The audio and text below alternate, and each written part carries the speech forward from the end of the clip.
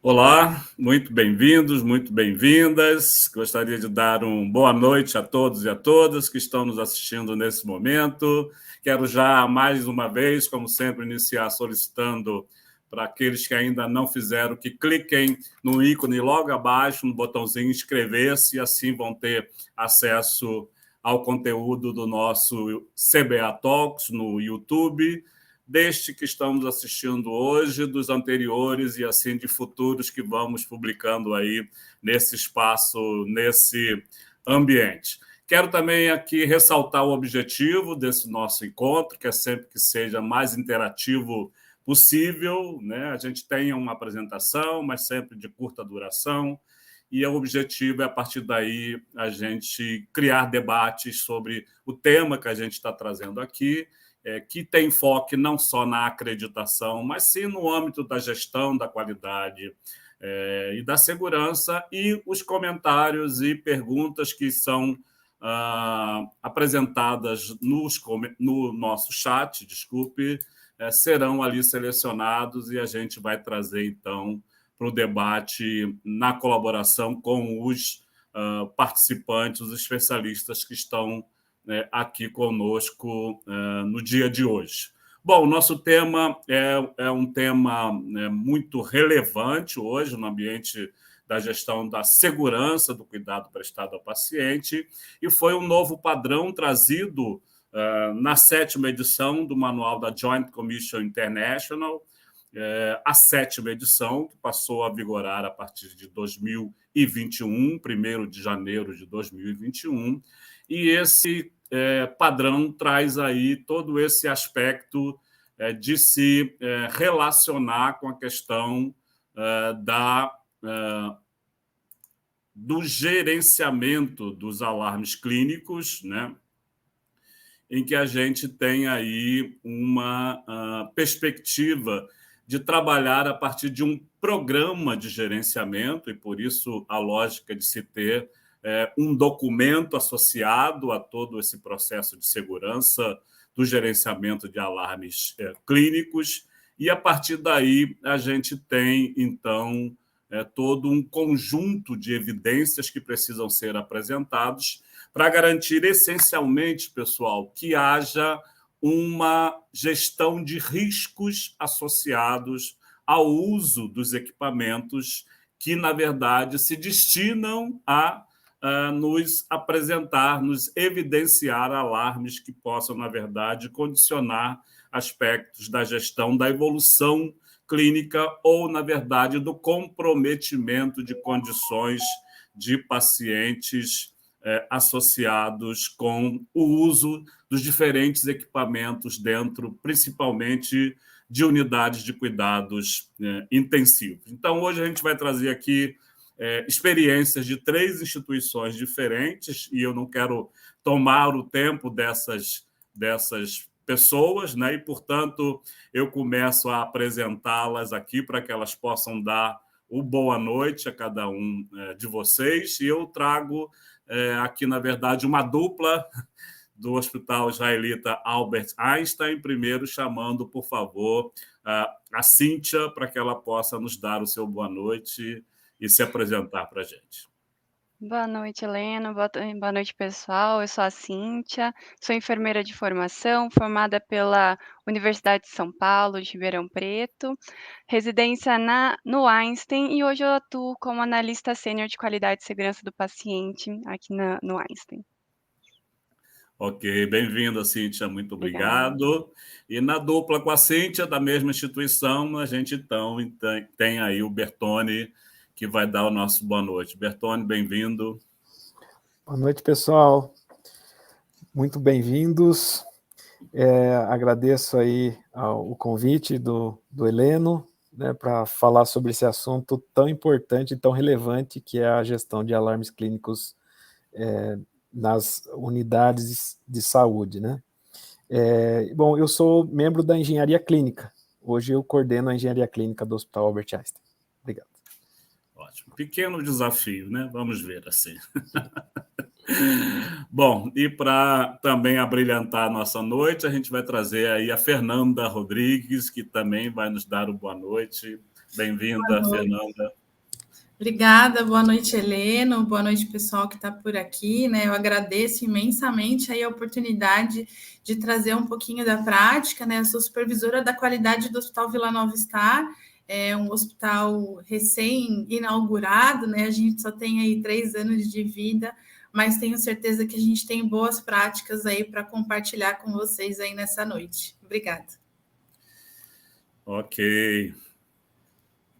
Obrigado, Fernanda. E também está aqui conosco, representando aí o Hospital Samaritano Paulista, por favor, Paula Bernardo, pode se apresentar para a gente. Bem-vinda. Boa noite, Heleno. Boa noite a todos que estão aqui com a gente. Eu sou enfermeira de formação, meu nome é Paula. Eu sou supervisora de enfermagem da UTI do Samaritano Paulista e gostaria de agradecer imensamente o convite para participar desse evento maravilhoso e espero poder contribuir com as nossas rotinas e as nossas atividades realizadas no hospital, e eu desejo a todos um ótimo evento. Obrigada. Ok, muito obrigado, Paula. Então, estão aí apresentados todos eles, e agora a gente então vai passar um pouco a ouvir essa apresentação inicial deles, e eu quero aqui reiterar, pedindo a vocês que possam então contribuir com questões, perguntas e comentários no nosso chat aí, para que a gente possa, a seguir as apresentações, trazer então para a discussão aqui com os nossos especialistas. E na ordem a gente vai ter então a apresentação da dupla do Einstein, a Cíntia e o Bertone, por favor.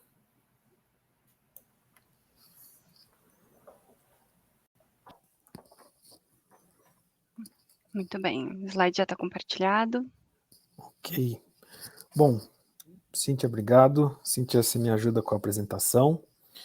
Bom, então, essa noite a gente vai falar um pouco, né, sobre a experiência do Einstein, né, no programa de gestão de alarmes clínicos.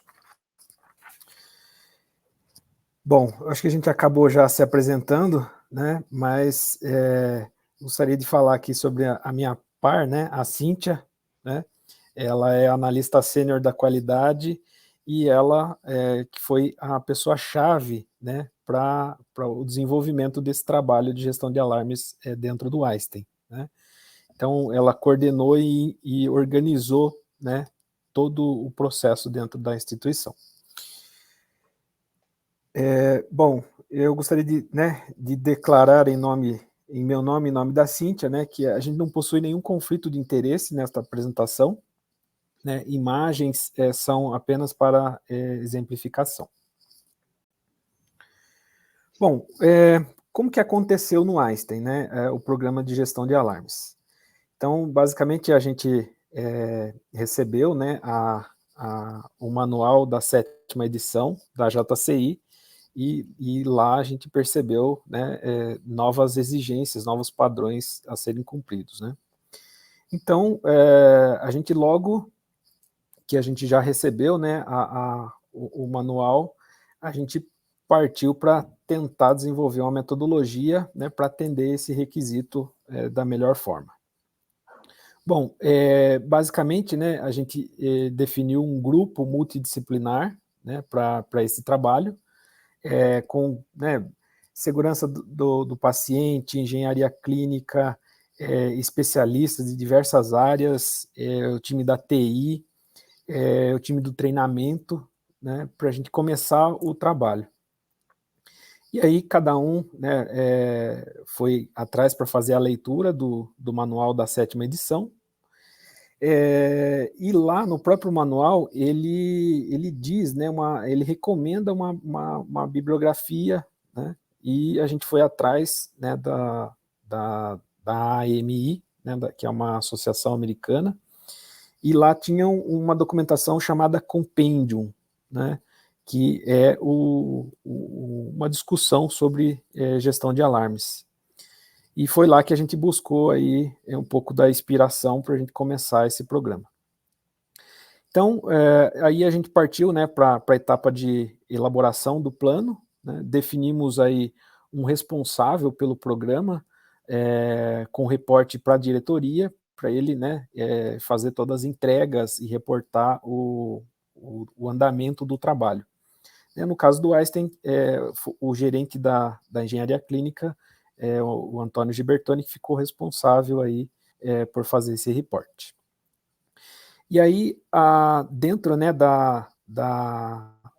desse grupo de trabalho, né, a gente acabou definindo aí, através de dados, né, de gestão de risco, as áreas, né, na realidade a gente definiu, primeiro foi a tecnologia crítica, né, qual que era a tecnologia que tinha mais riscos para o paciente, com base numa análise de risco. E aí foi quando apareceu o monitor multiparâmetros, né? E com base nos monitores multiparâmetros, a gente definiu as áreas, né, as áreas quentes, críticas, que possuem o uso dos monitores, e aí a gente passou para a definição de um comitê local, né, para que cada área crítica tenha, né, um grupo responsável por gestão de alarmes daquela área. E aí a gente definiu, né, departamento de pacientes graves, centro cirúrgico, tanto no Einstein Morumbi quanto em outras unidades, né, como Perdizes, a área da materno infantil, o pronto atendimento, a oncologia e todas as unidades de recuperação anestésica, né?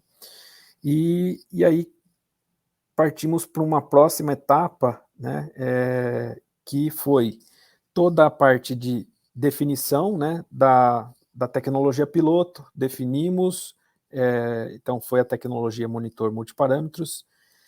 Depois, a próxima etapa foi a definição de um padrão de alarmes, né, específico em cada área, E a ideia é que esse padrão de alarmes ele fosse um padrão que atendesse aí, né, de 70% a 80% dos pacientes que fossem monitorados nesse ambiente, né? Então, toda vez que você desligava o monitor, você dava alta, né, do paciente, o monitor passava a carregar esse novo padrão definido, né? Então, houve essa definição.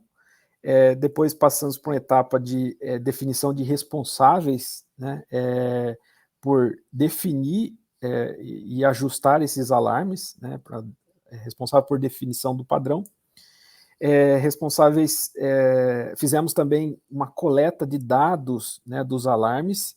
Inicialmente, essa coleta de dados ela se demonstrou que a gente tinha muita fragilidade, né? Existiam muitos alarmes sendo acionados desnecessariamente por falta de ajustes. Passamos por uma etapa de configuração, né, uma vez com esse padrão definido, né, a gente passou a configurar isso nos monitores de cada unidade, né. Depois passamos, né, por uma etapa de sensibilização e treinamento, né, dos profissionais de cada área, né, para que eles conseguissem cumprir todos os requisitos aí que serão abordados aí pela Cíntia mais para frente. Houve uma coleta de dados, né, após os ajustes, com o intuito de você fazer a medida, depois você avaliar o resultado e fazer uma análise crítica daquele resultado, né? Entender o motivo por que aqueles alarmes estavam sendo acionados para a gente poder implementar ajustes, né? Melhorias. Né? Cito um exemplo, tínhamos um caso de constantes alarmes de frequência respiratória, e isso, né, apareceu na coleta de dados, e na reunião de análise crítica foi resolvido com a troca do cabo do ECG, que era um cabo inadequado, era um cabo que possuía uma proteção para bisturi, né, e com isso ele não dava o parâmetro de frequência respiratória, gerando um gatilho de alarme, né. Então, foram basicamente essas etapas. Não gostaria de me alongar, vou passar para a Cíntia, ela tem outros detalhes para passar, e a ideia é que a gente depois discuta aí, né, e tire dúvidas de cada etapa. Perfeito, obrigada, Bertoni. Então, agora eu vou falar um pouco para vocês onde cada etapa dessas que o Bertoni falou, ela se encaixou dentro do nosso processo de implementação, né? Então, a gente foi passando por várias fases, e a gente construiu essas fases, que a gente concluiu em 6.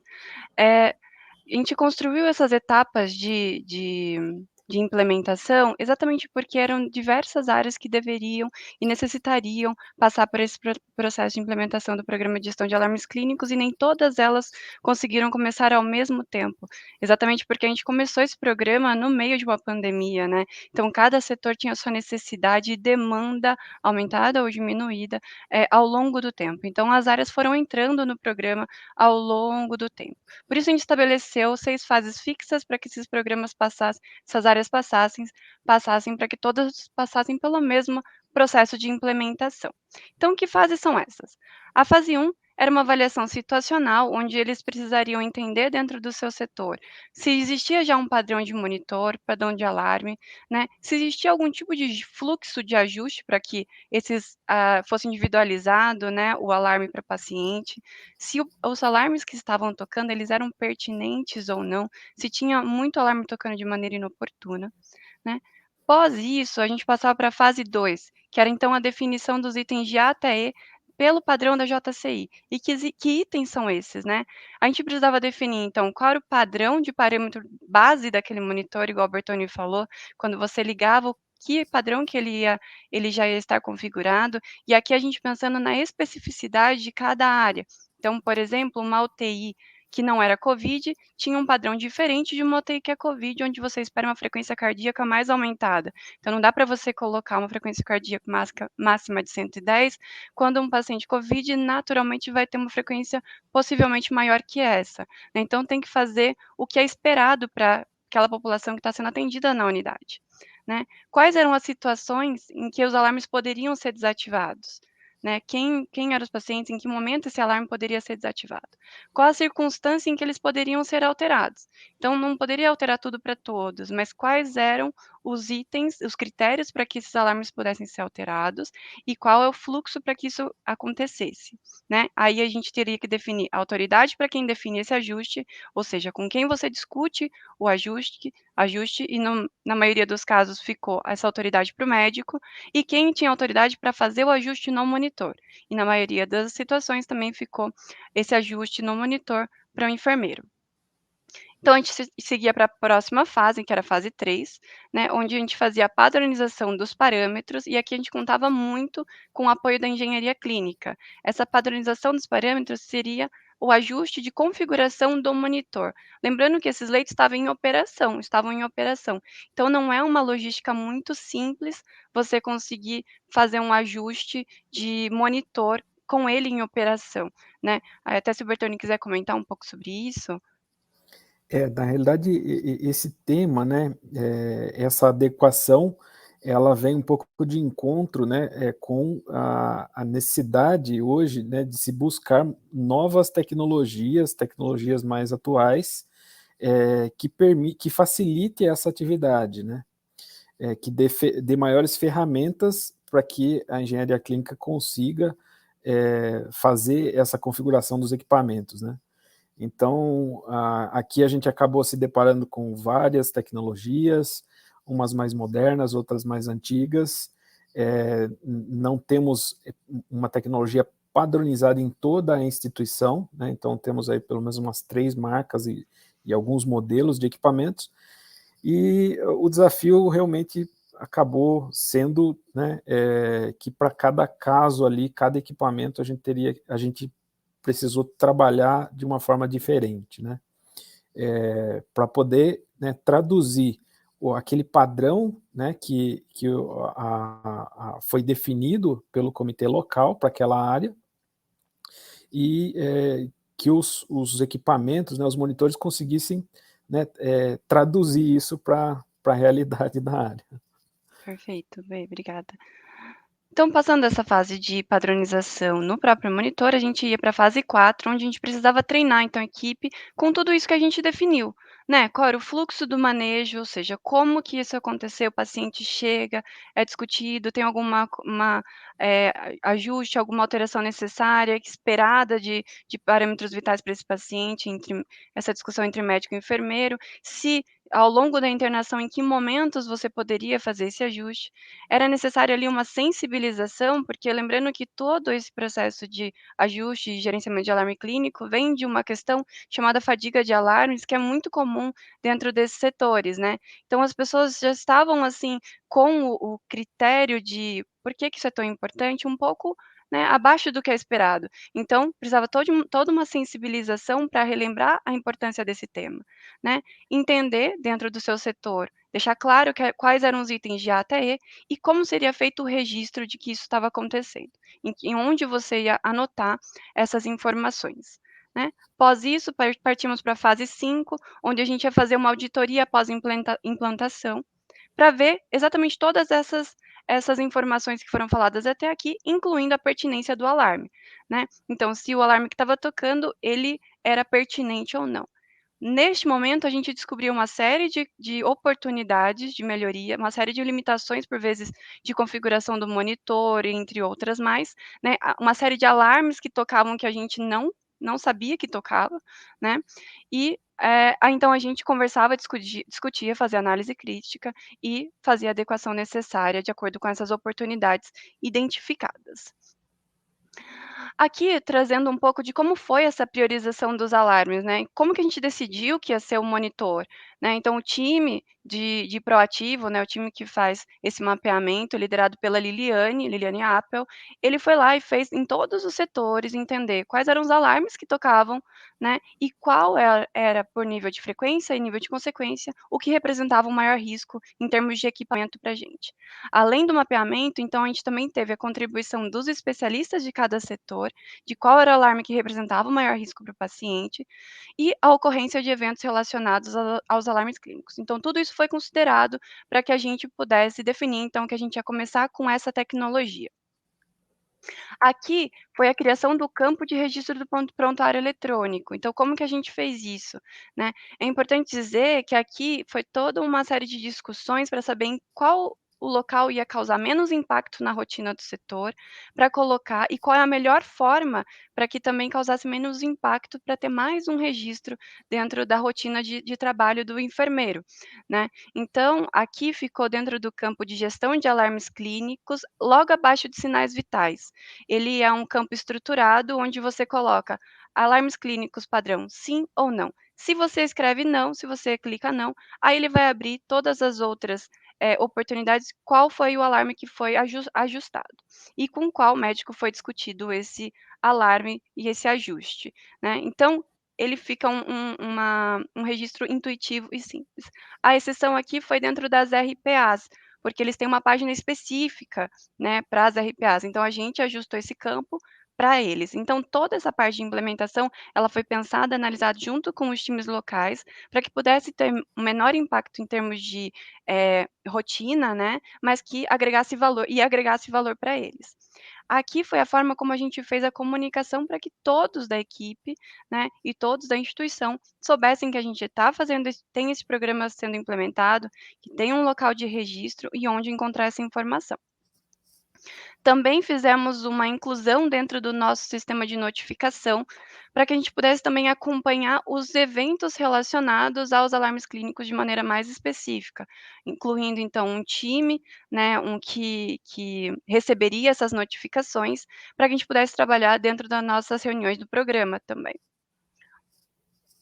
Aqui, um pouco de como foi o treinamento, né, então, o treinamento ele foi conduzido de maneira local, exatamente pela especificidade de cada, unidade, cada representante do seu especialista do seu comitê local, deu este treinamento para a sua equipe, contemplando 100% da equipe, né. Então aqui são 2 exemplos, aqui na UTI Neo e Pediátrica, onde eles tiveram o treinamento deles chamou Alarme Essa Ideia, e na UTI Adulto, né, do 5º e 3º, que barulho é esse? Então eles faziam um momento de sensibilização, e iam trazendo ali qual era o objetivo desse programa, o objetivo dessa nova rotina, né, e qual era a especificidade de ajuste de padrão, que momentos que você poderia alterar, que são aqueles itens de A até E.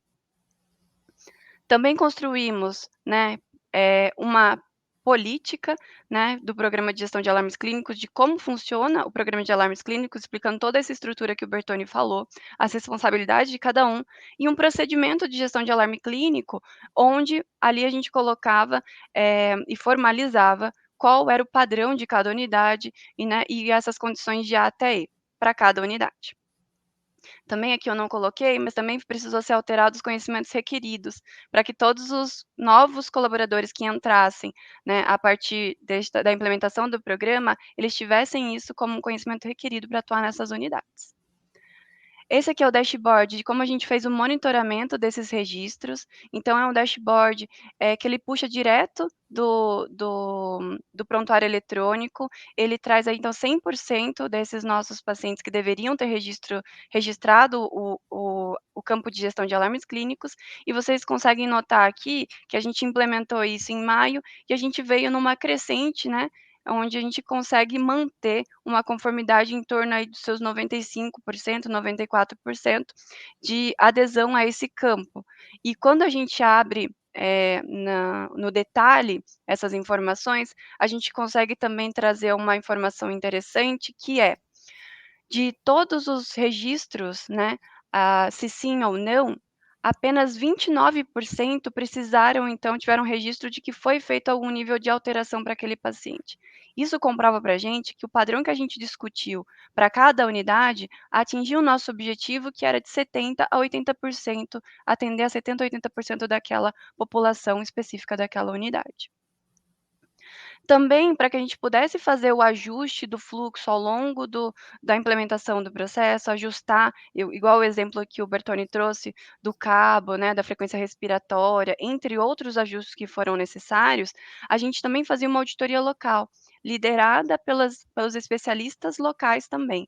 Então, eles fazem e continuam fazendo essa auditoria, trazendo aí para a gente, então, se o alarme do monitor ele estava ajustado, padrão ou não conforme, se no momento da auditoria tinha algum alarme tocando, né? Se o alarme que estava tocando era pertinente, sim ou não, qual alarme que estava tocando, se o motivo que era inadequado, qual era o motivo, então, se o alarme que estava tocando era de uma maneira inadequada, qual era esse motivo, né? Por que estava tocando? Se tinha algum alarme desativado, e caso tivesse, né? Se o motivo está de acordo com o preconizado, com que aquilo que foi definido, e se os ajustes foram feitos e discutidos com médicos registrados no Cerner, e se estava na lousa, que isso aqui é uma parte específica para pacientes graves.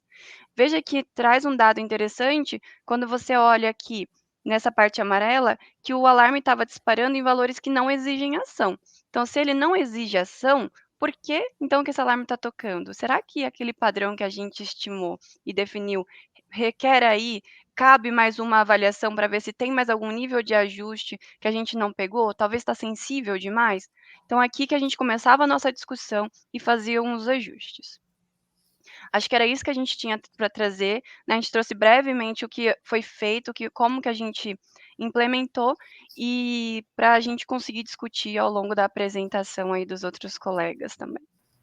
Obrigada, viu? Ótimo, Obrigado, pessoal. excelente. Muito bom. Brevemente, mas intenso, denso, né? A gente pode claramente aí perceber o trabalho. Eu estou vendo aqui os comentários nos chats, até muito interessante aí, a Débora, que eu conheço bem, né? Do Espírito, dizendo, Jesus, pelo amor de Deus, mas é um trabalho mesmo, né? De seguir em frente para construir aí uma padronização bastante importante. Tem uma questão já aí no chat nosso interno, depois vocês podem olhar, né? Tanto a Cíntia quanto o Bertone, para a gente, na hora da discussão, poder responder. Mas vejam quanta coisa a gente ouviu aí nessa apresentação, né? Primeiro, a ideia de você ter uma equipe multidisciplinar, a ideia de que eles foram imediatamente buscar uma referência, encontraram a referência no próprio manual, né? Ao final de cada capítulo, a gente tem essas referências, a coleta de dados fundamental, né? Continuamente, para que se estabeleçam medições. Essas últimas colocações que a Cíntia mostrou aí nesses gráficos são fundamentais para ir ajustando, né? Esse contingente desses parâmetros, né? Muito interessante esse exemplo do cabo, né? Do equipamento, né? Que vai alterando a coleta de dados da frequência respiratória, um detalhe ali técnico, né? Do ambiente da engenharia clínica, isso também é bastante interessante, mas também essa lógica de você ter uma necessidade constante de adequação ao perfil de pacientes, mas também ao perfil de equipes e de áreas, né?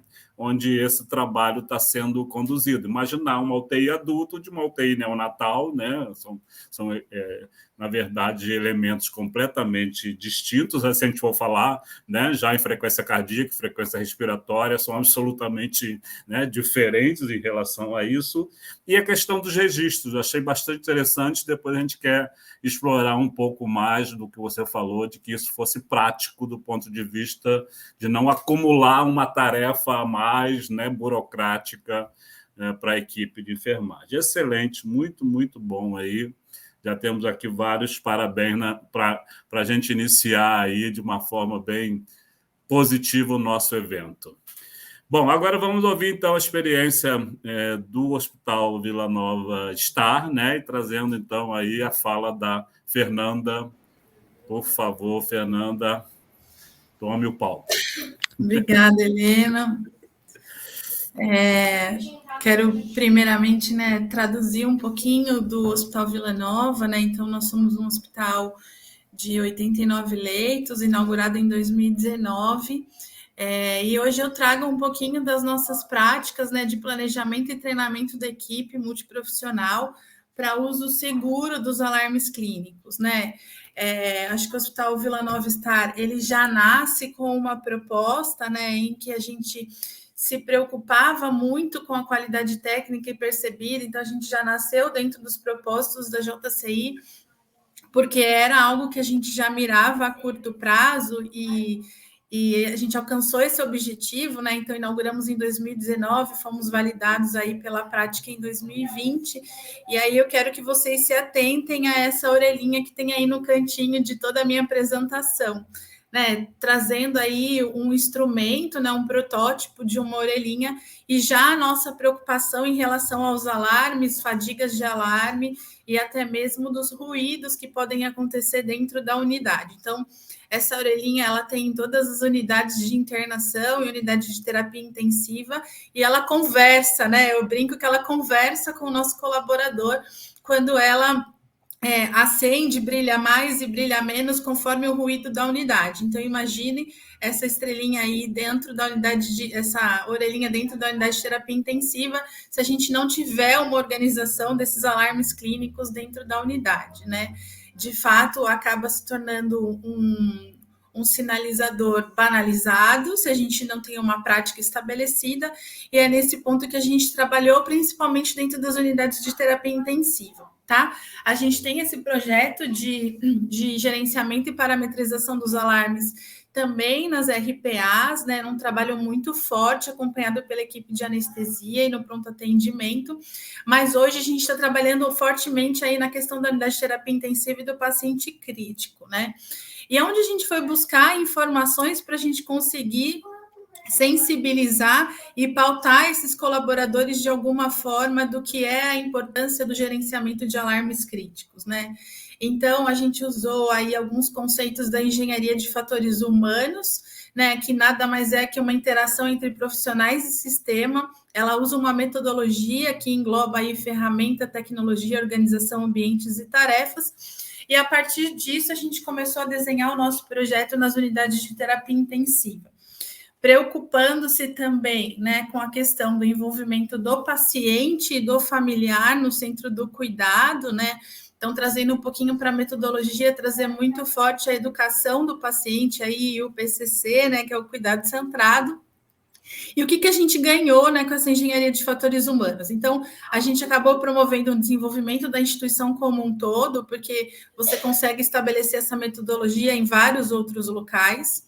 Você controla antecipadamente gestão de risco, né, o risco do paciente através da promoção da educação e do treinamento desses profissionais. Reduz a quantidade de erros e incidentes adversos, sem dúvida esse é o maior ganho que a gente tem por aqui quando a gente fala, né, no gerenciamento de alarmes.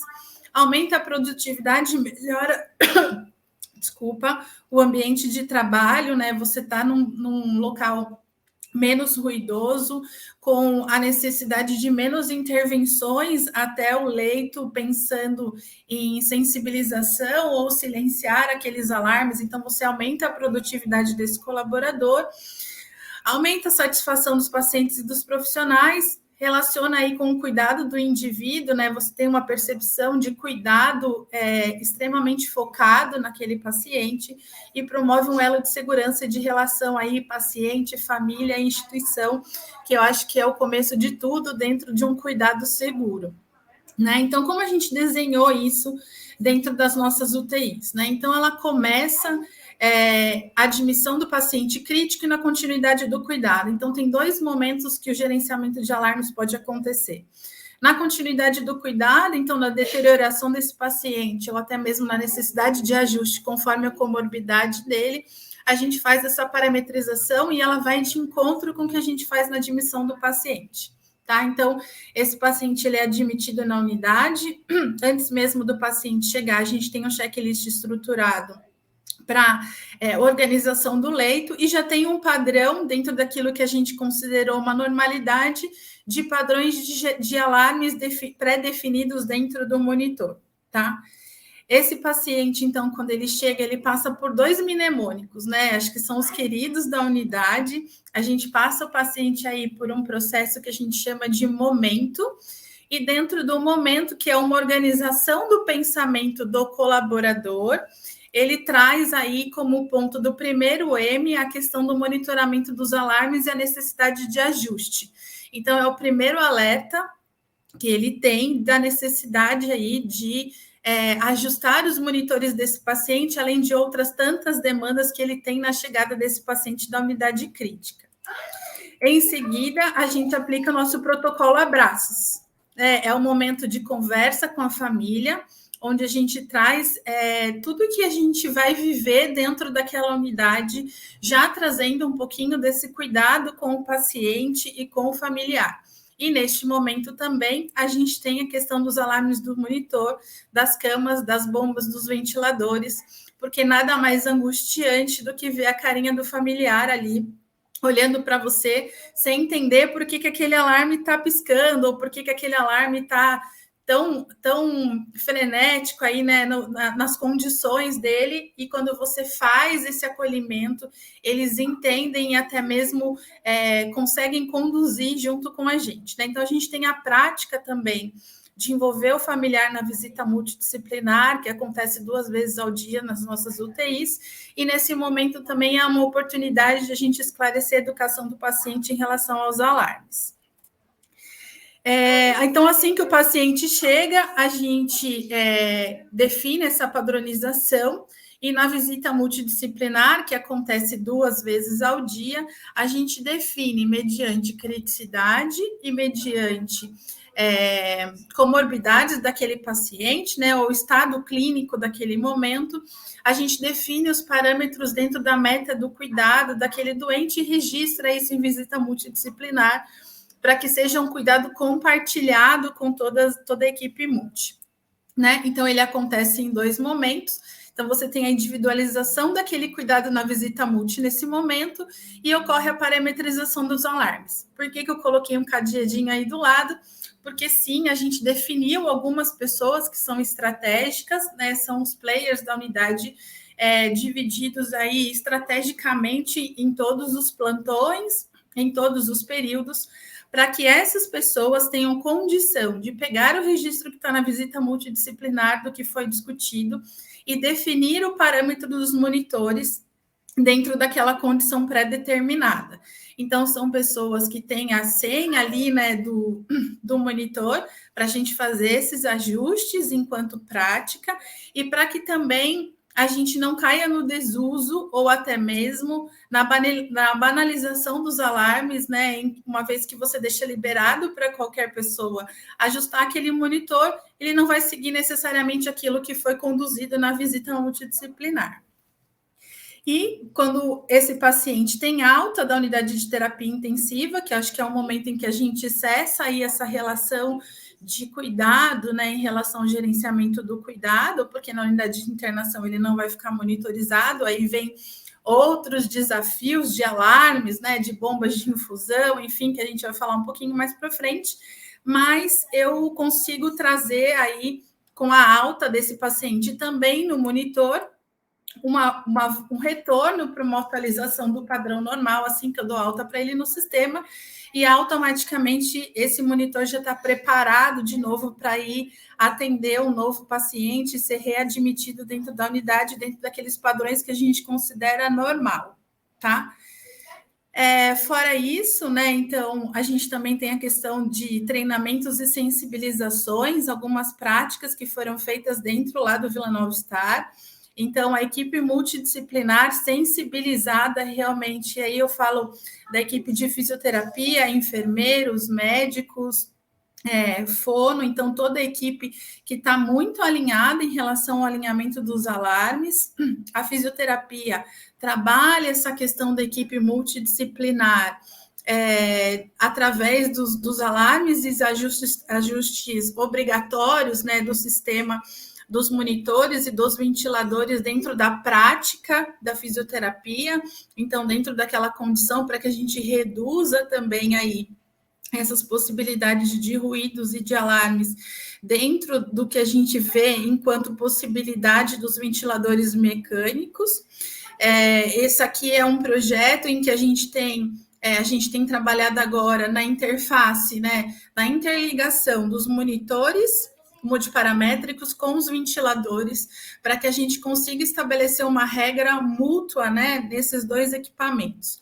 Eu acho que é um projeto que vai ser de muito sucesso, sem dúvida, quando a gente conseguir concluir. O monitoramento das bombas de infusão, né? Então, entre todas as possibilidades de alarme, a bomba de infusão, sem dúvida nenhuma, também é algo que preocupa quando a gente fala de gestão de risco, porque geralmente quando a bomba de infusão apita é porque a gente já tem um problema instalado, então a gente tem essa preocupação. Então hoje a gente tem acompanhado através de uma central de monitorização todas as bombas que estão em execução dentro da unidade, para que ela consiga me trazer também o cenário e a gestão dessas bombas e reduzir as possibilidades de erro aí, ou até mesmo de reduzir esses alarmes clínicos dentro dessa unidade. E tudo isso foi muito trabalhado através da campanha do silêncio. Né? Então, a campanha do silêncio, ela tem como padrinho aí o Dr. Tiago Romano e o Dr. Rafael Franco, que são os coordenadores médicos da unidade de terapia intensiva, são grandes parceiros da qualidade. Quando a gente tem o apoio da gestão da unidade, né, assim como da alta liderança do hospital, fica muito mais fácil a gente conseguir conduzir qualquer projeto dentro da unidade. Então, foram eles, na verdade, que encabeçaram aí esse projeto da campanha do silêncio. E qual que foi a nossa estratégia de sensibilização desses colaboradores? Esses colaboradores foram colocados dentro de um ambiente acústico, né, em que eles foram submetidos a 3 níveis de decibéis, 30, 40 e 60 decibéis, e nesse mesmo momento eles eram submetidos a algumas tarefas ali do dia a dia, e depois a gente fazia um debriefing com eles, entendendo como é que foi dentro de um ambiente tão ruidoso, com tantos alarmes tocando na cabeça, conseguir executar as atividades do dia a dia. E a gente fazia ali um debriefing de melhoria realmente com esses colaboradores.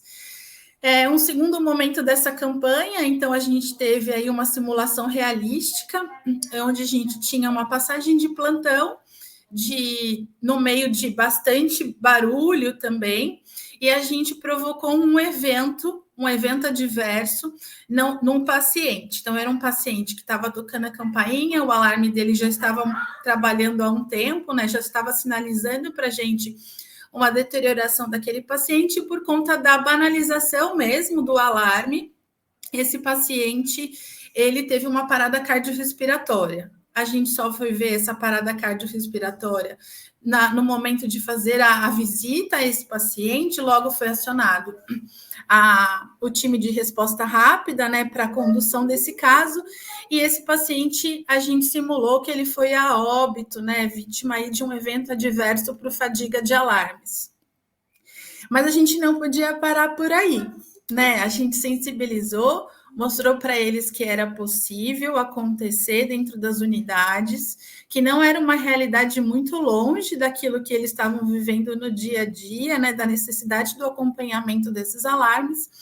E 30 dias depois, eles receberam uma carta com uma história não verídica, claro, né, de toda a simulação realística, dizendo que aquele paciente, e aí foi uma devolutiva de um evento, aquele paciente que foi a óbito dentro da unidade de terapia intensiva, ele havia sido vítima de um evento por fadiga de alarmes.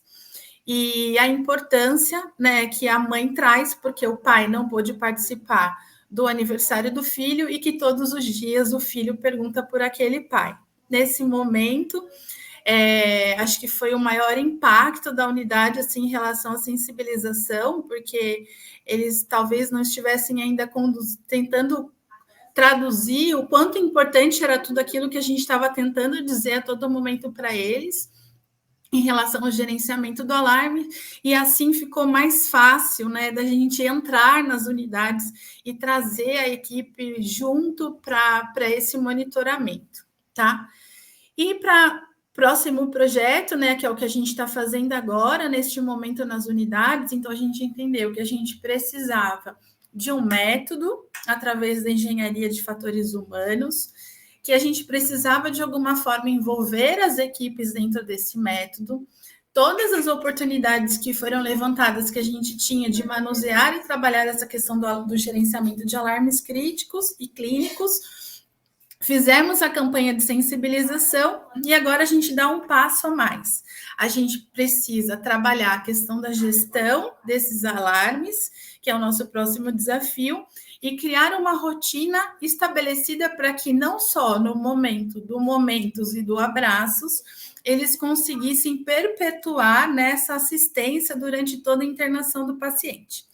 E aí agora a gente trabalha no projeto First Responders, né? Então é uma ideia que veio do doutor, é um projeto do Dr. Rafael Franco, coordenador da unidade, em que a gente faz menção ao atentado de 11 de setembro, onde esses first responders foram as pessoas que primeiro chegaram para atender aquela ocorrência e que foram considerados os verdadeiros heróis. Então, a gente faz aí um combinado, né, um alinhado aí de uma associação entre este momento tão específico e tão importante que marcou a vida de muitas pessoas, com o quanto que a gente pode ser realmente proativo na gestão de risco relacionado ao gerenciamento de alarmes críticos.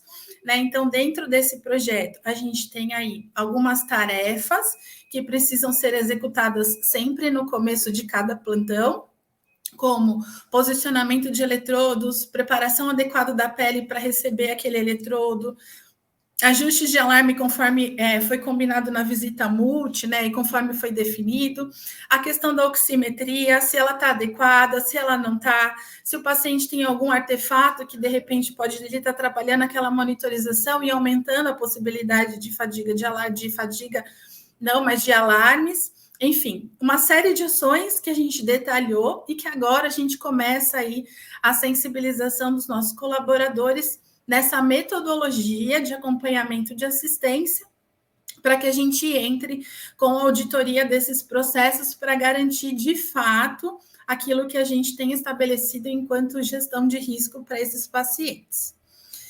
E o que a gente ganhou com isso, né? Quais são os nossos resultados de todos esses projetos aí de sensibilização e treinamento?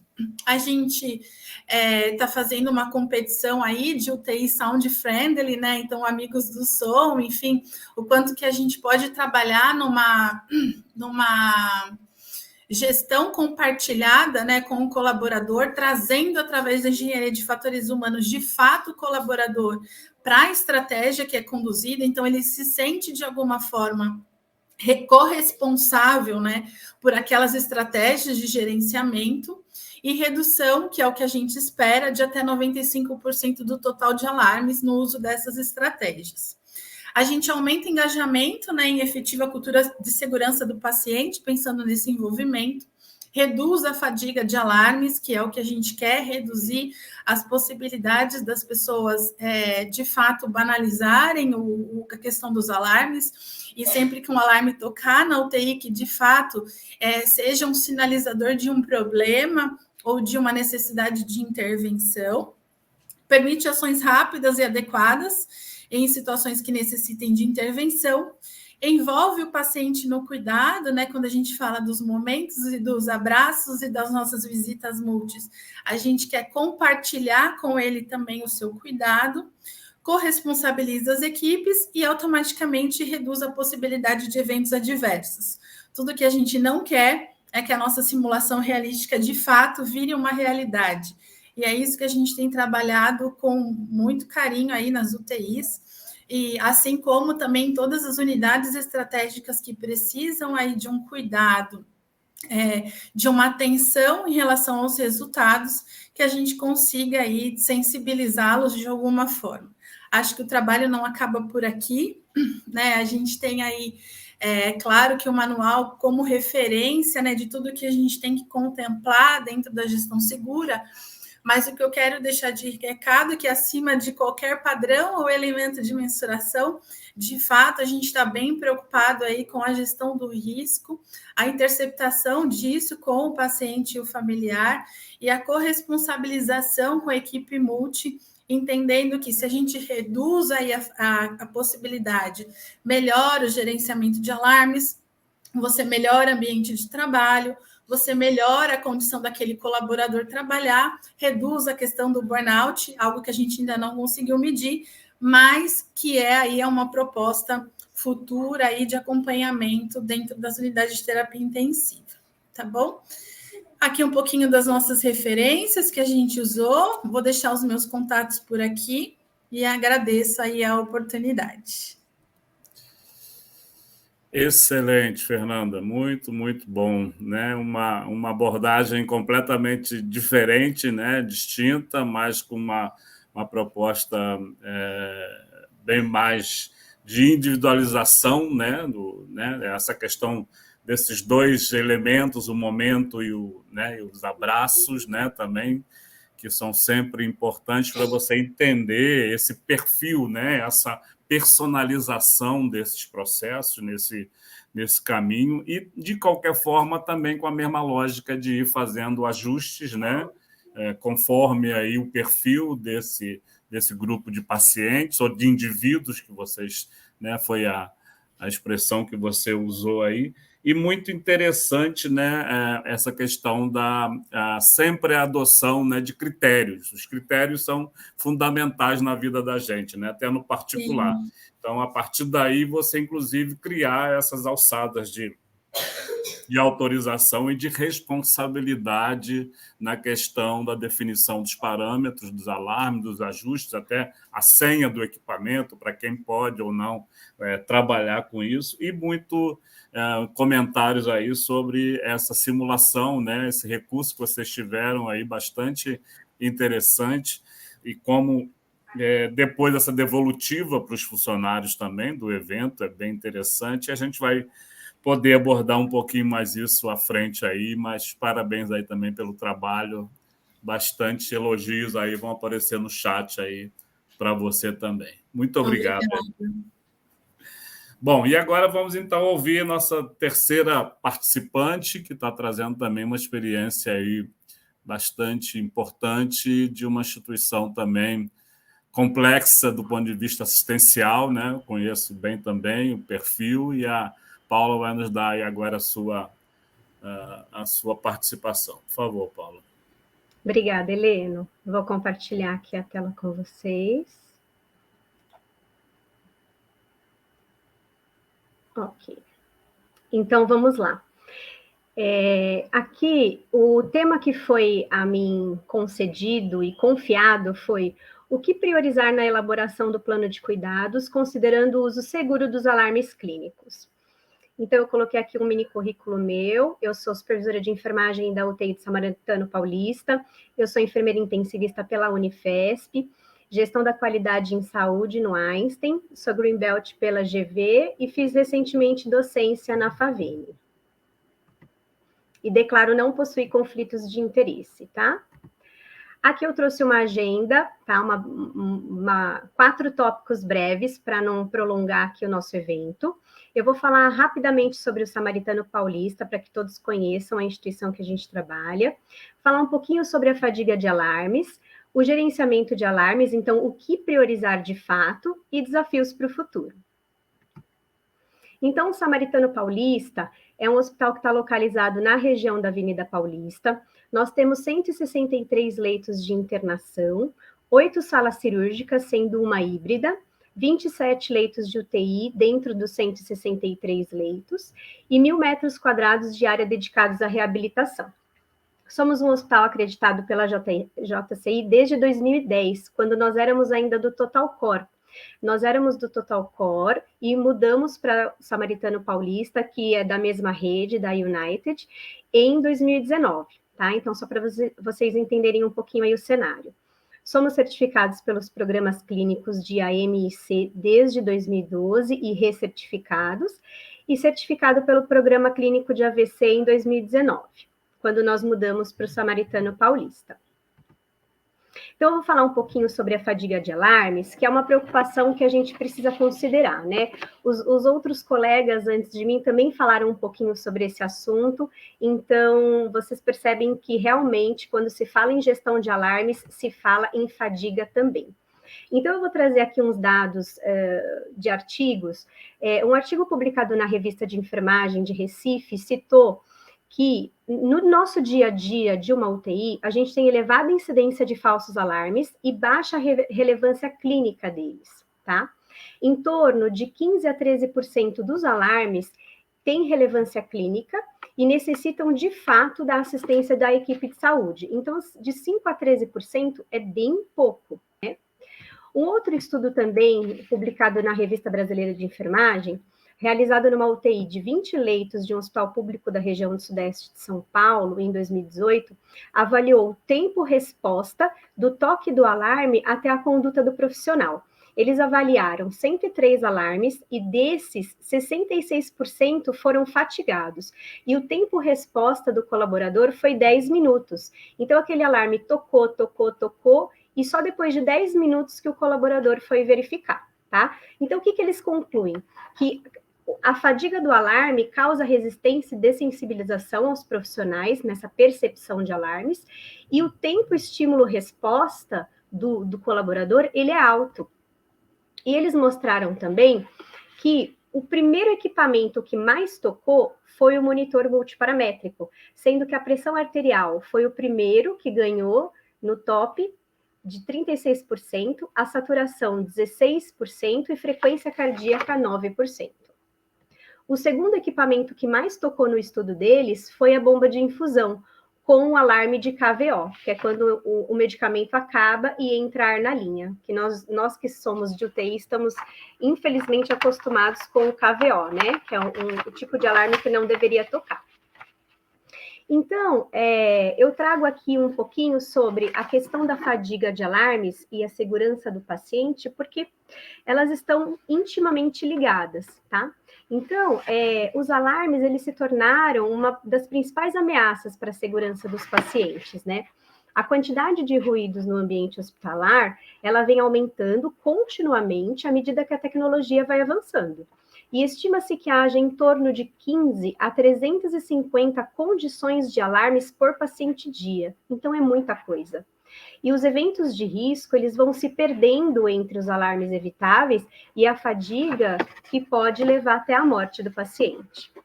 E um dado importante é que o número de eventos adversos relacionados a alarmes ocupa o 3º lugar no ECRI de 2017, né? Então, assim, para quem não conhece o ECRI, é uma instituição americana que não tem fins lucrativos e ela divulga anualmente uma lista com potenciais fontes de perigos em hospitais. Eu consultei a ECRI de 2019, os alarmes não constam mais lá, mas atualmente o 3º lugar, ele é o burnout que está no 3º lugar, que era o alarme, agora é o burnout. E eles mostraram nesse estudo também, que eu comentei agora há pouco, qual foi a categoria que mais atendeu os alarmes? De fato, a enfermagem, né? Então, aqui falando um pouquinho sobre o gerenciamento de alarmes. Então, o que a gente precisa priorizar? Aí eu trago aqui um cenário muito conhecido na terapia intensiva, onde a gente consegue verificar N equipamentos.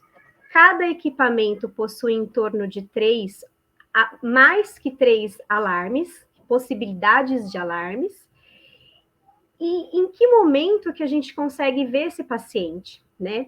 Nós temos aí um monitor multiparamétrico, temos 7 bombas de infusão instaladas e ligadas, temos um ventilador mecânico, uma máquina de ECMO e uma prisma, né? E a pergunta que fica, a reflexão que fica nessa foto, nessa imagem, e o paciente? Então, em que momento que a gente olha para esse paciente, né? Então, falando um pouquinho sobre o paciente de forma individualizada, como que nós, no Samaritano Paulista, na UTI, identificamos a melhor maneira de gerenciar o alarme de forma individualizada para cada paciente? Então, considerando que o monitor é o equipamento que mais toca, e, inclusive, o que mais nos dá falsos alarmes, então, o que a gente fez para diminuir um pouco, mitigar um pouco essa questão? Nós definimos os responsáveis pela tomada de decisão e pela configuração do monitor. Então, na nossa instituição, é o médico intensivista o detentor dessa responsabilidade.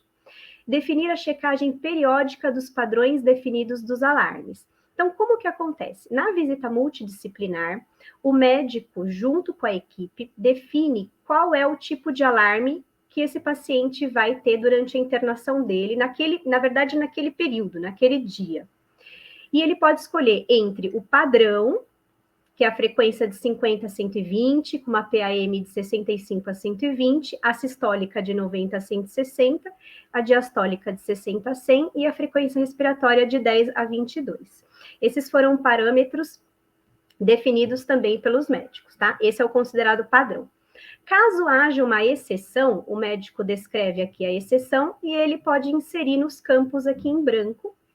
E o técnico de enfermagem, ele deve carimbar e assinar ciência dessa definição, dessa parametrização, tá? Quem é responsável por definir e manipular o monitor para fazer essa alteração é o médico, porém o enfermeiro e o técnico, eles são os gestores da manutenção desse processo. Então, nós definimos a rotina de personalização desses alarmes para cada caso específico e a gente avalia periodicamente os padrões desses alarmes. Então, aqui eu trago um outro dado estatístico, que é assim, um artigo publicado na Revista Brasileira de Enfermagem em 2016 mostrou um estudo realizado numa unidade coronariana, onde o público-alvo foram pacientes com IAM, com supra e sem supra. O objetivo era medir a magnitude dos efeitos de um protocolo de parametrização individualizada de alarmes hemodinâmicos em pacientes com IAM, tá? E qual foi o resultado? Dos 295 alarmes pré-parametrização, 88% eram inconsistentes. Depois que eles aplicaram a parametrização, caiu para 165 alarmes, e desses 165, 28% foram inconsistentes. Então, houve uma redução de 44% nos alarmes observados. Aqui eu trago um pouquinho para a gente pensar nessa questão individualizada do paciente. Quando a gente faz a visita multi junto com a equipe, a gente pode ter N, né, patologias, diversas patologias, diversos momentos ali do paciente. Ok, mas pensando que o paciente ele pode ter uma fibrose pulmonar. Será que o paciente com fibrose pulmonar precisa ter os padrões de alarmes definidos iguais dos outros pacientes? Talvez não. Talvez a gente possa colocar uma frequência respiratória diferente, uma saturação aí menor, né? E se o paciente usa, por exemplo, beta-bloqueadores, né? Então, ele tem uma frequência cardíaca mais baixa? Tem. E para ele tá tudo bem, né? Então, por que a gente precisa manter o monitor parametrizado para uma frequência cardíaca considerada típica, considerada normal, se essa frequência do paciente é mais baixa, né? Outra coisa que eu trago para vocês como priorização de cuidado é o cuidado da pele pré-instalação de eletrodos. Porque, veja, como que eu vou instalar os eletrodos numa pele oleosa, com uma quantidade de pelo excessiva, por exemplo, né? Então, a gente sabe que o nosso equipamento ele não vai fazer a função dele de forma correta. Então, a gente precisa ter esse cuidado com a pele antes de colocar os eletrodos, e ele tem que ser trocado a cada 24 horas.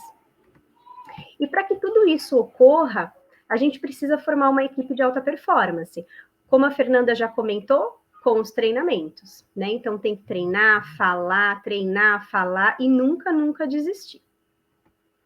Aqui eu trouxe para vocês um pouquinho sobre o acompanhamento do processo que nós fizemos lá na UTI. Após a instituição dessa rotina da visita multidisciplinar, nós fizemos 3 rounds de auditoria. No primeiro round, nós percebemos 40% de conformidade nos registros da visita multidisciplinar. No segundo round, 62%, e no terceiro round, 100%. Ao passo que nós íamos fazendo a auditoria, a gente já ia educando o colaborador, falando sobre o assunto, e eles iam já fazendo seus próprios planos de melhoria. Aqui eu trago para vocês quais foram, então, as não conformidades no primeiro e no segundo round de auditoria. No primeiro round, foram 78% de ausência de ciência do técnico, ou seja, não tinha assinatura do técnico, ele não viu aquela definição de alarmes. E 22% não tinha definição do médico. Conversando com a equipe médica, no segundo round, já eliminamos essa questão da ciência do médico, tá? Então, no segundo round, nós não tivemos esse problema. O que aconteceu foi que caiu para 38% de não conformidades, e dessas 38%, 100% eram falhas na ausência da assinatura do técnico de enfermagem. Aqui eu trouxe um pouquinho para vocês sobre o gerenciamento de alarme que nós fazemos também relacionado à queda. Então, a gente considera o uso seguro do alarme das camas para prevenir queda. Por que nós estamos falando sobre isso, né? Em 2021, nós tínhamos um cenário muito desconfortável de queda na UTI, lá no nosso hospital, tá? E nós analisamos os casos, nós fizemos análise de causa raiz e identificamos que havia problema, havia uma subutilização dos alarmes das camas. E as nossas camas, elas são equipadas para funcionar, para alarmar, para nos avisar que o paciente pode cair, tá? Então, o que nós fizemos? Nós treinamos a equipe em relação ao uso dos alarmes das camas, e nós fizemos também uma auditoria em relação a esse processo. Em outubro de 2021, nós conseguimos uma taxa de conformidade no processo em 70%. Em novembro, aumentou para 77%. Essa auditoria foi feita em conjunto com a equipe da qualidade lá do hospital. E nós percebemos que após instituirmos essa rotina bem sistematizada, bem sistemática mesmo, de alarmes das camas, nós não tivemos mais queda. Em julho também não tivemos queda, então estamos há 9 meses sem queda na UTI e com esse sistema de alarme funcionando muito bem. Então, só para vocês conhecerem um pouquinho como funciona, as nossas camas, elas têm 3 níveis de sensibilidade. O primeiro, mais sensível, é aquele que o paciente, se ele mexer o tronco da cama, ela já apita. O segundo nível de sensibilidade é esse segundo botãozinho aqui do meio, que se o paciente colocar as pernas para fora e sentar com o bumbum no colchão, ela vai apitar. E esse último aqui é o menos sensível, é aquele que o paciente pode levantar por completo. Nós temos também o nível de volume. Então, só para deixar bem esclarecido que esses alarmes, eles não podem estar configurados no volume baixo. Na UTI, eles ficam no volume alto, porque é o momento em que a cama avisa que esse paciente pode cair. Então, é um alarme que gerencia o nosso risco, que nos ajuda, tá?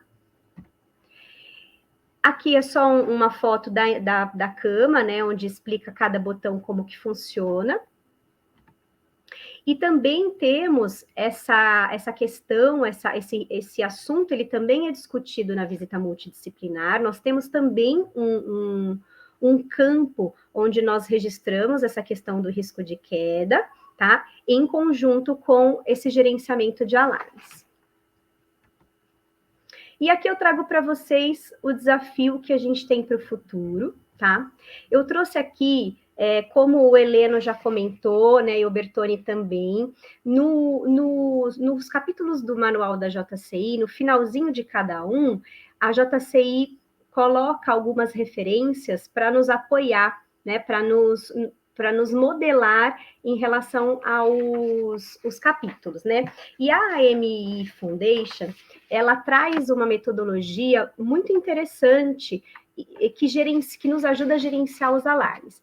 Então, para quem não conhece essa metodologia e a AMI Foundation, ela é uma instituição sem fins lucrativos e ela fornece melhores práticas baseadas em evidência sobre o uso de tecnologia em saúde. Então, como que funciona essa escadinha? Essa escadinha, quem está no step 1, ali na parte vermelha, embaixo, é quando a instituição tem uma preocupação com a gestão de alarmes, só que não é nada sistemático. E quando não tem um sistema gerenciado, tá? Mas existe uma preocupação. No degrau 2, que é o laranjinha, quando a gente tem um gerenciamento, a gente tem uma gerência executiva multidisciplinar estabelecida e a gente tem um time de trabalho criado para isso e um piloto de gestão de alarmes estabelecido. Então, nosso hospital, ele muito provavelmente está entre o degrau 2 e o 3. O degrau 3, que é o amarelo, são empresas que têm um piloto implementado e os resultados são revisados e as metas são definidas. Então, nós estamos entre o 2 e o 3. A gente está galgando crescer em relação a isso. O degrau 4, que é o verde, é baseado em evidências, é com análise completa e escalabilidade, e o seu programa de gerenciamento ele é permeado em toda a instituição. Então, um dos nossos desafios é conseguir galgar esse terceiro, esse quarto, esse quinto degrau para a gente conseguir estar cada vez mais maduro em relação ao gerenciamento de alarmes, tá? E o step 5 é quando é um tema continuamente cuidado e gerenciado na instituição como um todo.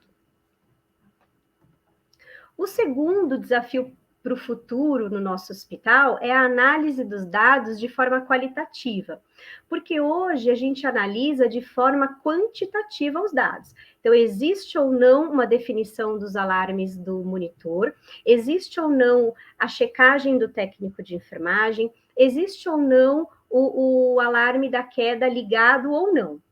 Então, é uma análise quantitativa, existe ou não. E qual é o nosso desafio a partir de agora? É começar uma análise de forma qualitativa. Então, a gente precisa analisar de forma crítica, caso a caso, para entender se aquela indicação faz sentido ou não faz sentido, né? Para que a gente consiga uma melhoria contínua. E o nosso terceiro desafio seria o gerenciamento dos alarmes das bombas de infusão. Então, a gente conseguiu colocar o nosso primeiro projeto piloto, que é o monitor multiparamétrico. Em paralelo a isso, a gente já gerencia esse alarme da cama para prevenção de queda, mas o nosso próximo passo é gerenciar os alarmes das bombas de infusão. E é isso, pessoal. Eu espero poder ter ajudado vocês aí com as nossas práticas, as nossas rotinas, e agradeço a todos que tenham ficado aí com a gente até agora. Obrigada. Paula, excelente, muito bom, né? Se a gente tivesse combinado tudo assim, ensaiado, não seria tão bom como a gente está vendo, uma abordagem muito diferenciada. Acho que essa sua tela inicial, né, sobre essa questão mais científica em relação à fadiga de alarmes é muito importante para destacar o quanto ela de fato tem relação com essa segurança do paciente. Os dados estão ali provando isso, né? Você trouxe dados bastante atuais, interessantes para a gente, né? E entender um pouco essa relação de uma elevada incidência de falsos alarmes com uma baixa, né, relevância que os profissionais dão a isso, além do fato de você ter aí ainda uma resistência bastante grande. E quando vocês vão, na verdade, produzindo esse trabalho de ir padronizando, mas alinhando o papel de cada um deles, do médico, do técnico, da equipe como um todo, com certeza essa resistência tende a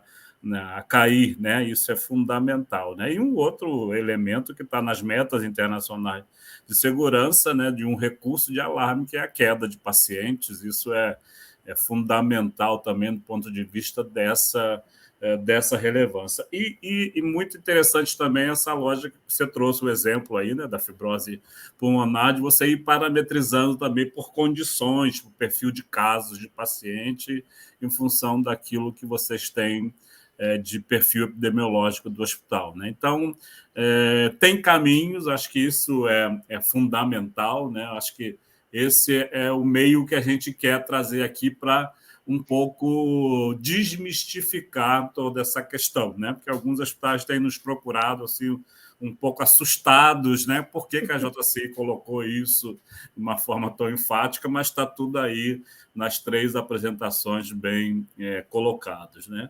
Bom, temos muitos comentários aí, as pessoas estão muito satisfeitas com as apresentações aí, muitos elogios às apresentações. A gente está compartilhando aqui com nossos participantes no chat privado. E eu queria agora aí, trazendo todos aí para a discussão, né, na tela, um pouco ver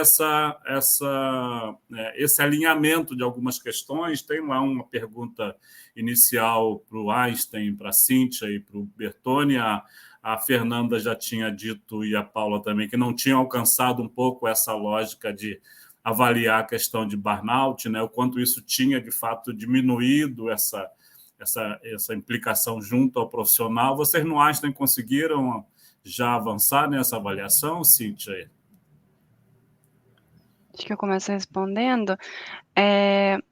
Posso dizer que a gente vai variar de acordo com o setor. Tem setores que a gente conseguiu ter um retorno do próprio setor, por exemplo, a RA, né, que depois da implementação o ambiente ficou bem mais silencioso do que era anteriormente. Não consigo te relacionar diretamente com o burnout e falar assim, olha, e diminuir o burnout, até porque tem uma série de outros fatores que estão relacionados ao burnout, que não só o alarme clínico. Mas o alarme clínico, que é uma contribuição importante para esse setor, fez toda a diferença. Para um outro setor, por exemplo, como a UTI, onde você tem uma série de outros equipamentos alarmando e que ainda a gente não avançou para trabalhar com esses outros alarmes, não dá para eu falar que eu consegui gerenciar e trabalhar o burnout também nessa área. Então, de modo geral, a gente não consegue medir, a gente tem um retorno interessante das áreas, mas a gente não consegue medir ainda burnout porque a gente tem que avançar um pouco em outros alarmes, nesses setores de unidades críticas, principalmente. Eu acho que a parte boa foi, assim, o que a gente foi colhendo ao longo do desenvolvimento do trabalho, os depoimentos sempre muito, muito favoráveis, e toda vez que a gente acertava, né, num parâmetro que diminuía muito, né, a questão do alarme, por exemplo, quando a gente acertou a questão do cabo, né, que tinha o filtro de bisturi, assim, a gente teve um retorno super positivo da área, foi motivo de comemoração aqui, né, e pareceu fazer sentido para a gente, né? Então, acho que essa é a parte... Na própria RPA, boa, né, B, quando a gente foi mapear, fazer aquela fase 1, que é a situação atual, a gente descobriu que tinha uma série de outros alarmes tocando que a enfermagem, por vezes, não sabia nem interpretar. E daí, então, a gente foi entender se aquilo fazia sentido, eles deveriam saber, então a gente ia treinar para que eles soubessem interpretar aquilo, ou se não faria sentido para aquele paciente. E a gente entendeu que aqueles alarmes que estavam tocando, eles não faziam sentido. Então a gente diminuiu, além desse que o Bertoni contou, estes outros alarmes que tocavam extra, né, e que não faziam sentido. Então, nesse setor em específico, a gente teve um feedback bastante interessante. Excelente, né? Isso é bastante importante, porque de fato também tem essa... você tem razão, porque o burnout não tem a relação específica, né, com a questão dos alarmes, né? A Fernanda também abordou isso, porque a estratégia de trabalhar a questão da engenharia, né, de fatores humanos, né, isso também não está especificamente relacionada com a questão dos alarmes, né?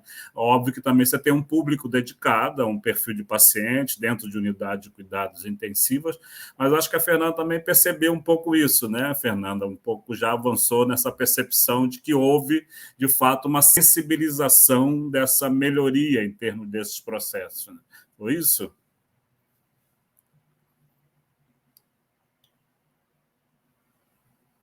Quando você começa a traduzir para o colaborador, né, o que você está querendo trabalhar dentro da unidade, quando ele começa a perceber um pouquinho do assunto, né, do que você está dizendo para ele, você sensibiliza ele através de treinamentos, eu acho que a consequência, o resultado disso, de fato, é eles se atentarem muito mais aí a questão dos alarmes, né? E aí, automaticamente, você reduz esse número, né, essa tangente aí em relação aos alarmes, e o sensibiliza de alguma forma. Então, algo que talvez estava adormecido, você consegue aí trazer uma luz para o colaborador de que aquilo é importante. E quando você traz a sensibilização, né, de uma forma drástica, né, como a gente trouxe num óbito de um possível paciente, acho que traz mais ainda eles para dentro de uma realidade muito próxima, né? Do quanto que sim, de fato, a minha ausência de atuação naquele momento, sim, pode ser um contribuinte aí para um evento adverso maior em relação ao paciente. Então, eu acho que é esse caminho que a gente segue, né, em relação aí à sensibilização. Isso. E Paula, você citou, né, até mostrou um dado ali, quando vocês conseguiram, no segundo round lá, eliminar a questão da definição de parâmetro pelos médicos, né? Esse trabalho tá mais específico com a equipe de rotina ou a equipe médica de forma geral? Então, Heleno, em relação à equipe médica de uma forma geral, mas dentro da terapia intensiva.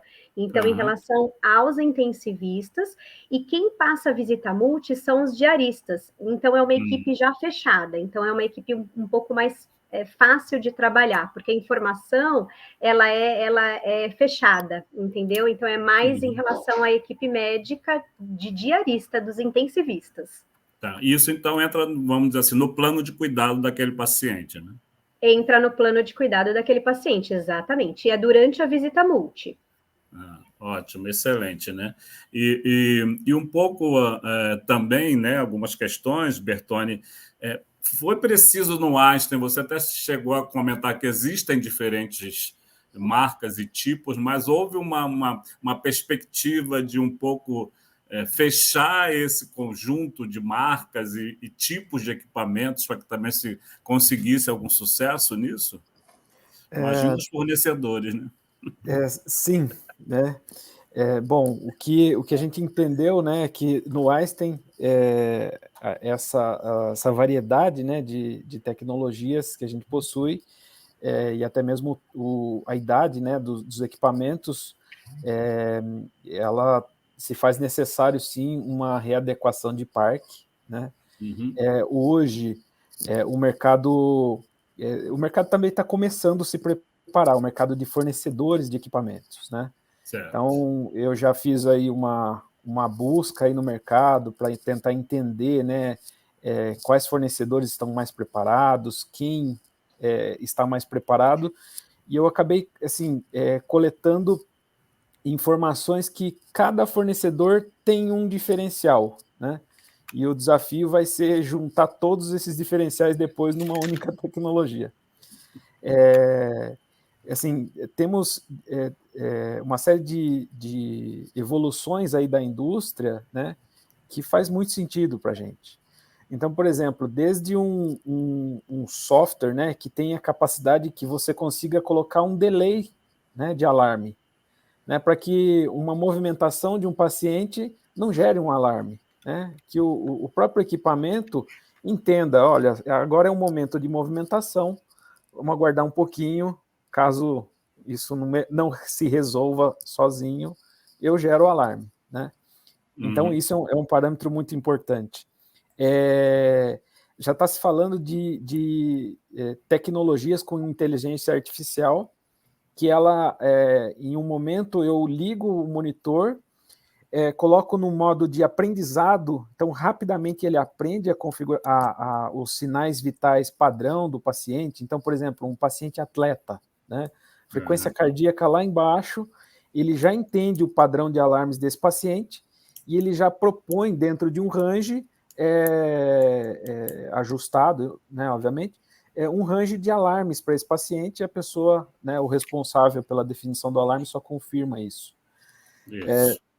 Tem tecnologias hoje que, por exemplo, eu vou fazer uma intubação de um paciente, né?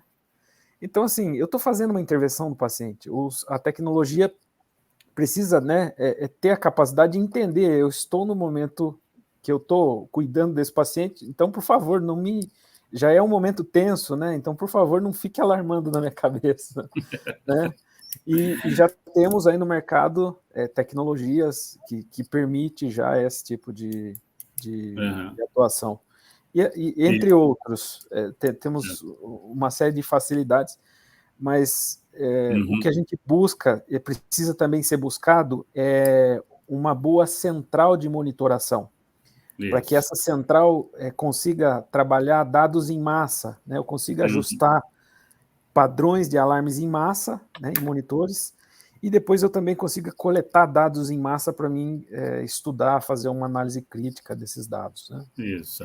Até a gente percebeu, uma das perguntas seria, porque cada hospital foi avançando num grupo de equipamentos, né, numa relação aí, né, e obviamente que, por exemplo, a Paula colocou do desafio da central de monitorização das bombas de infusão, mas, né, já lá no Vila Nova já tem um trabalho avançado em relação a isso. Né? Então, a pergunta está falando, vai para outros equipamentos? Entendo que sim, né? Acho que vai ser um caminho que cada hospital vai alcançar, até pelo perfil também de equipamentos, né? Monitores multiparamétricos, essa relação. E até, Cíntia, tem uma pergunta sobre a RPA. Né? Na RPA aqui, a pessoa coloca a questão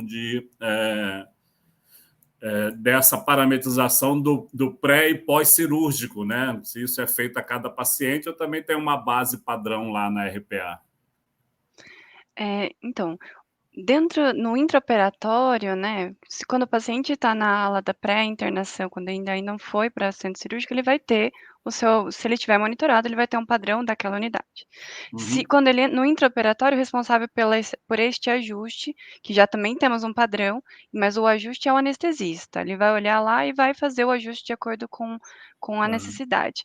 No momento que ele sai do intraoperatório e vai para a RPA, né, para a recuperação, ali há uma troca de informação entre o anestesista e o enfermeiro que está lá para receber, para entender quais foram as drogas que foram utilizadas, se isso afeta os sinais vitais, o que é esperado para aquele paciente. E nesse momento, então, se for alguma coisa que vai sair do padrão, que na RPA também existe um padrão, né? Então a gente vai lá e faz o ajuste. Então, para cada uma dessas etapas tem um padrão estabelecido, e para cada uma delas foi feito todo um comitê, né? Por exemplo, esse pós, a gente levou lá no comitê da anestesia para discutir com eles as possibilidades e entender qual era o padrão que ali ia ser estabelecido. Né? Então tem sim essa lógica. diferença. A Fernanda também citou a questão dos fisioterapeutas, né, que também colaboraram com vocês aí em termos da equipe, não é isso, Fernanda? A equipe de fisioterapia do Vila Nova é uma equipe muito madura, né, em relação aos processos assistenciais, principalmente quando a gente fala realmente da unidade de terapia intensiva, e eles já têm dentro da metodologia de trabalho deles essa visão em relação à parametrização dos monitores e a sensibilização desses monitores em relação ao paciente, né? Então, ele é discutido, né, nos plantões, né, manhã, tarde e noite, partilhado aí, é uma informação partilhada nas passagens, nas transferências de informação. Então, hoje é uma equipe extremamente engajada, tanto na parametrização dos alarmes de monitor, mas com foco muito especial aí na relação da parametrização dos ventiladores.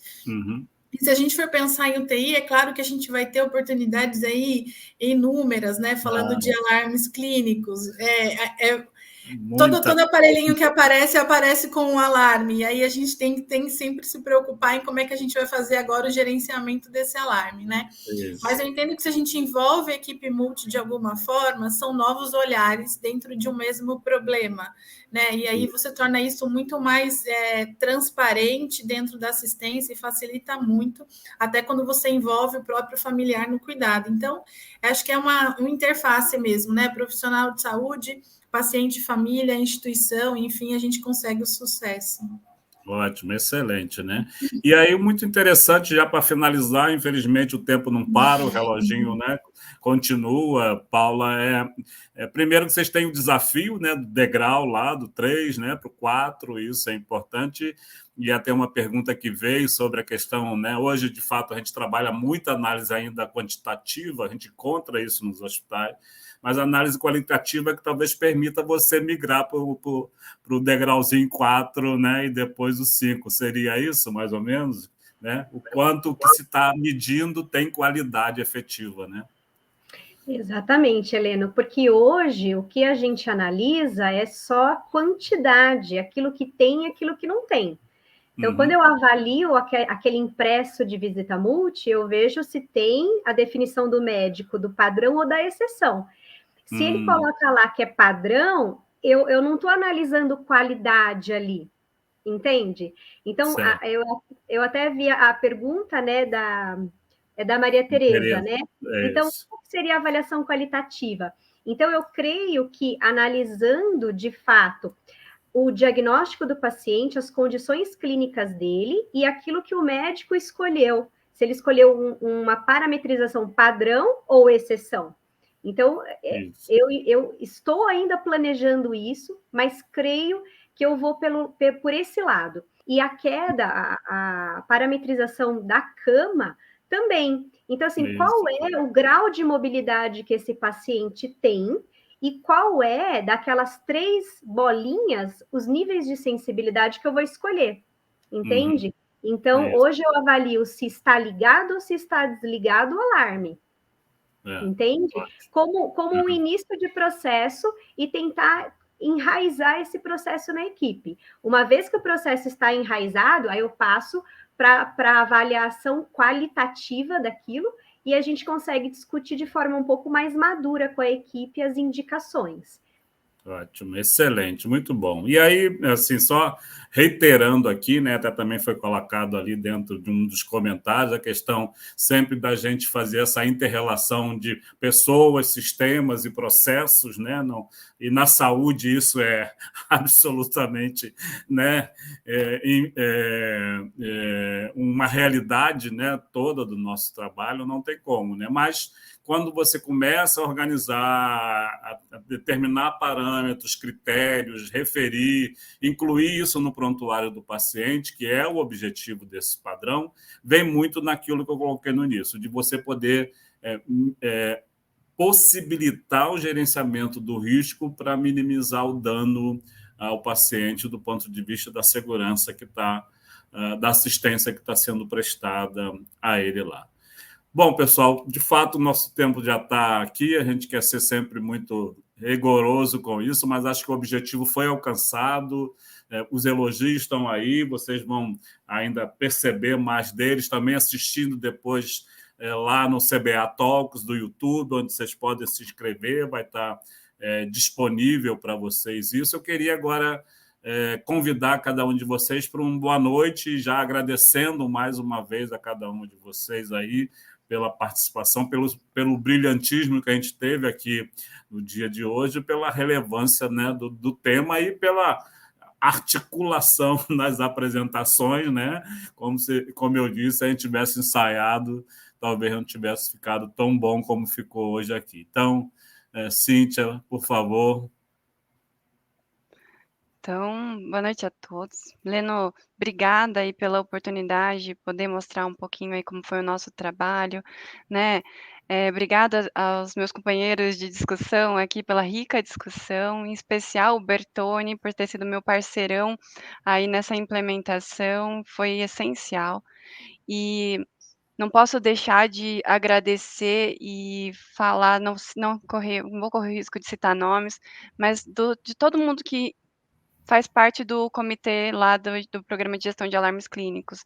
O Einstein é imenso, foram mais de 12 unidades para a gente implementar, né, com diferentes perspectivas, e a gente ali tinha um comitê local liderado por uma pessoa específica, então muito obrigada a todos vocês, porque a gente estava fazendo um trabalho bastante interessante. Então, fico aí à disposição para a gente trocar figurinhas a longo prazo, né, que a gente possa contribuir um com o outro. Obrigada, gente. Ótimo, excelente. Com certeza vamos sim aí. Parabéns lá a toda a equipe pelo excelente trabalho aí. Bertone? Bom, deixo aqui o meu agradecimento pela audiência, né? Achei que a nossa conversa aí foi muito rica, aprendi muito. Agradeço a todos aí e também fico à disposição. Ok, muito obrigado. Fernanda?